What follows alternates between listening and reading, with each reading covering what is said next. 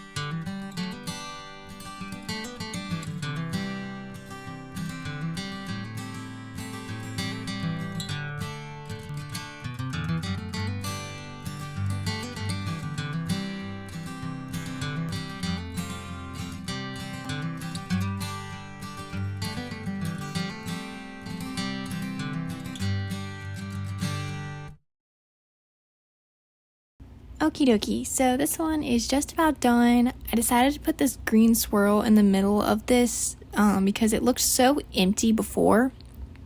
And so as soon as I get this green swirl done, which is now, this brick book is completed.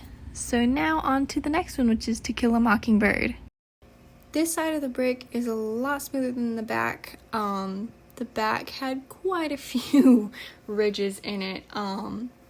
Anyway, I'm just gonna do gold for the details on this one. I think the gold will pop lovely, quite nicely, sorry, with the purple brick. I think it's gonna look very royal. Anyway, I hope it turns out looking as classy as I hope it will. So anyway, yeah, I'm just gonna be using this tool a lot. I may wind up using my straight line brush like towards the end because I'm gonna do some like borders with the gold or whatever. Anyway, I found as I painted these bricks that the writing on them got progressively harder to keep neat. Anyway, this one, I feel like I struggled a little bit with spacing. I got kind of nervous towards the end of the word mockingbird because I was trying to like do it big enough that you could see it, but also small enough to fit on the brick, and it stressed me. Like that M, oh my goodness, that M was way too big. Anyway, I tried to fit it all on, and I'm glad that I wound up being able to, because that would have bugged me so much if I hadn't been able to fit the whole word of the title of the book on the actual brick. That would have been very stressful for me. I think I probably would have painted over it and redone it if that had happened. But anyway, the part of the word that says bird is very squished. I had to get creative with how to, write it all squished. Anyway. Also, I did decide later to come back in and with the borders and put a box around the title, because right now it looks like I messed up and got it way too close to the edge. But I think the border did wind up helping it look a little bit more intentional. And I'm trying to think of the author's name. Oh, it was Harper something. I'm trying to figure this out because, as you've probably guessed, I am not recording this voiceover while I was actually painting. Anyway, yeah, her name was Harper Lee, or his name was Harper Lee. I can't remember. I barely had room to fit that whole name on there. Yeah, that was a very tiny brick. Like, it was a thicker brick, but it was like really small on the front and back. It was very skinny. That's the word I'm looking for. It's skinny. It was a skinny brick. So now I'm just coming in and doing the box that I told you about around the title. Like I said, it really helped complete the brick. Really helped to complete the look and not make it look like an accident. Anyway, even though this is one of the less detailed bricks as far as like a scene on it, honestly, it has to be one of my favorites because it turned out looking like a fancy book, like a classic fancy book. My dad actually has some old books that are really fancy. They're like deep colors, like a deep emerald, some deep browns, and some dark reds, I think. And anyway, all of the detail on it is in gold.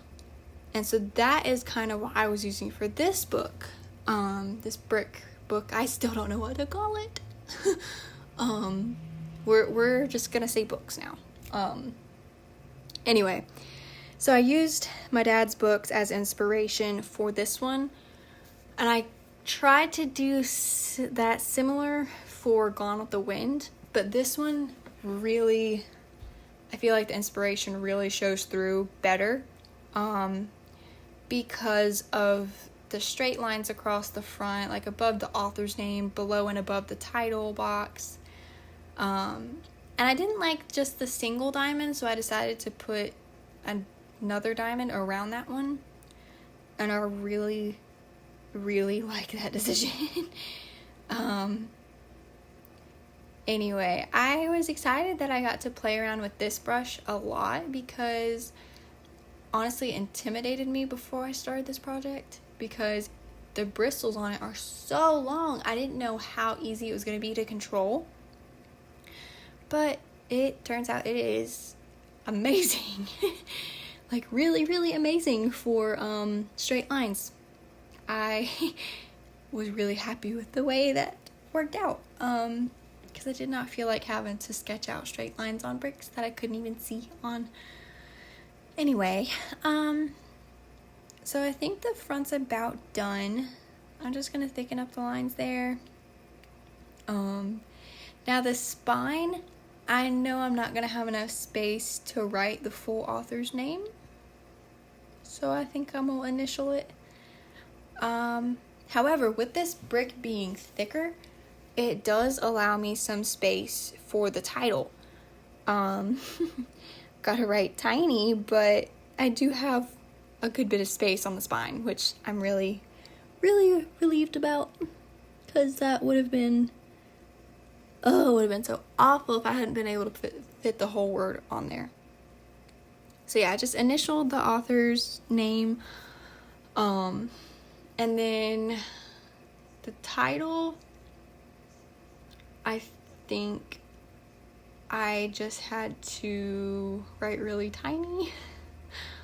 All of these O's wound up getting filled in, so they have no center.